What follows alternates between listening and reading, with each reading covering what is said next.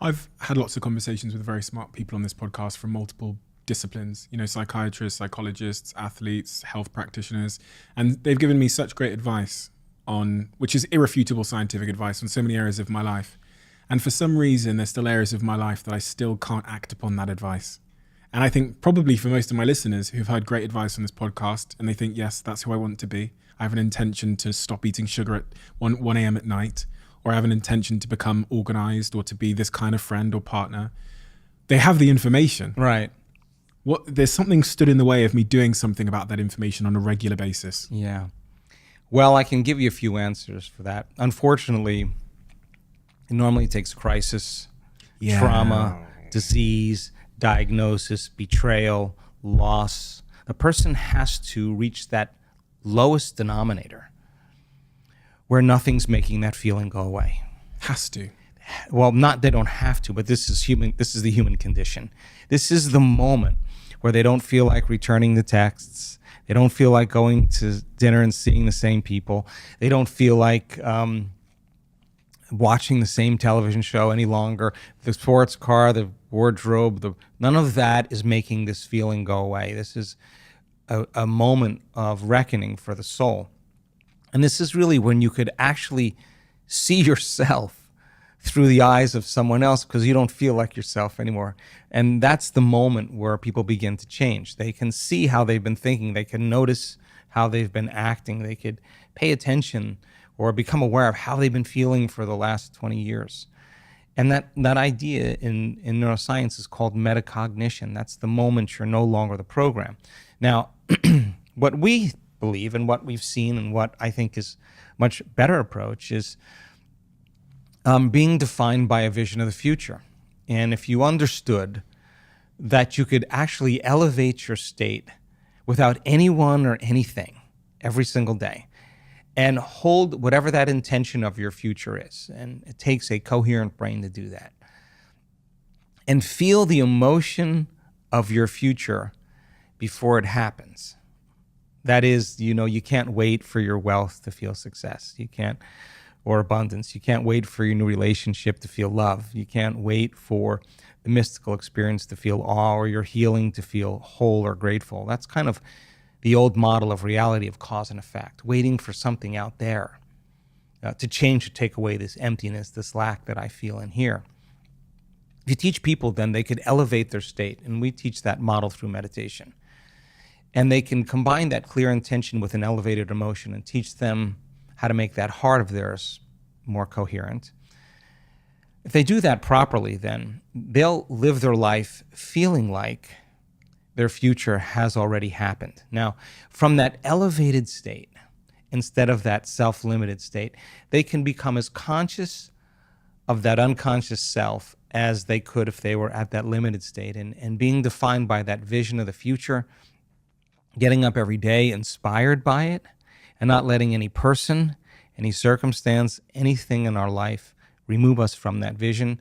That would be a day well lived. So then, most people then, they have that vision of the future, but they give up on that vision because in order for them to arrive at that vision, they have to do something.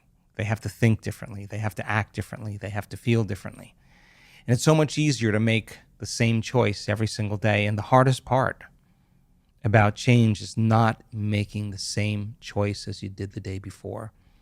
And the moment you decide to make a different choice, you're going to feel uncomfortable because you're stepping from the known into the unknown.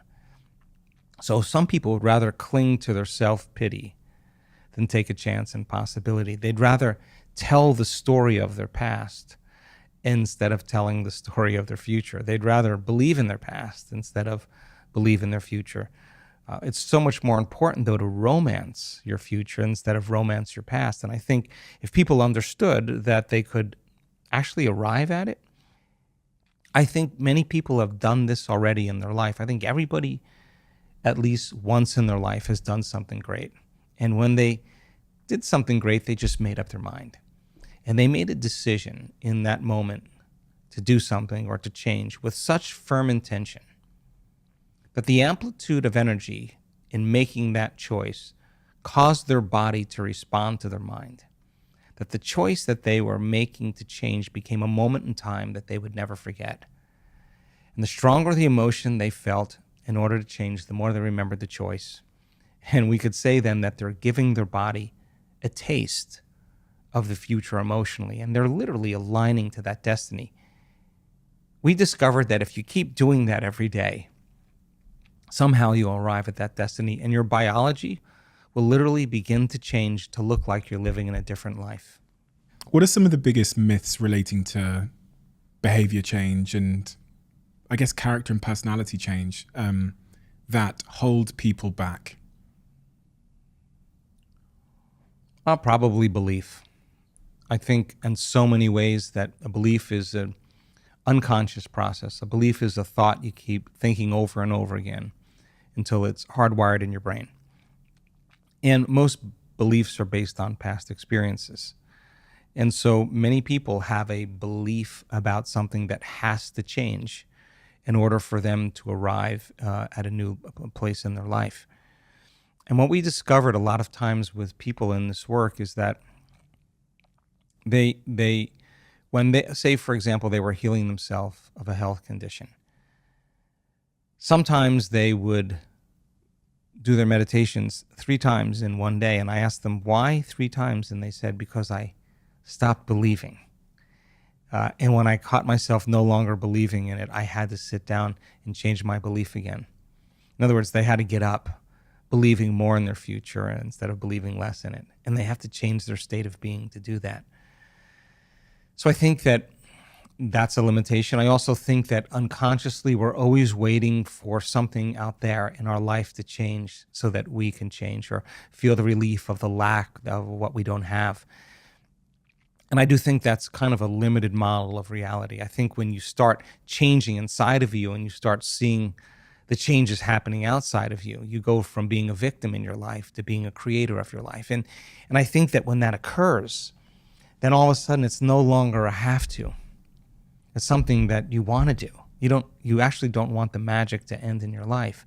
So now you become a work in progress by investing in yourself. And when you invest in yourself, you invest in your future.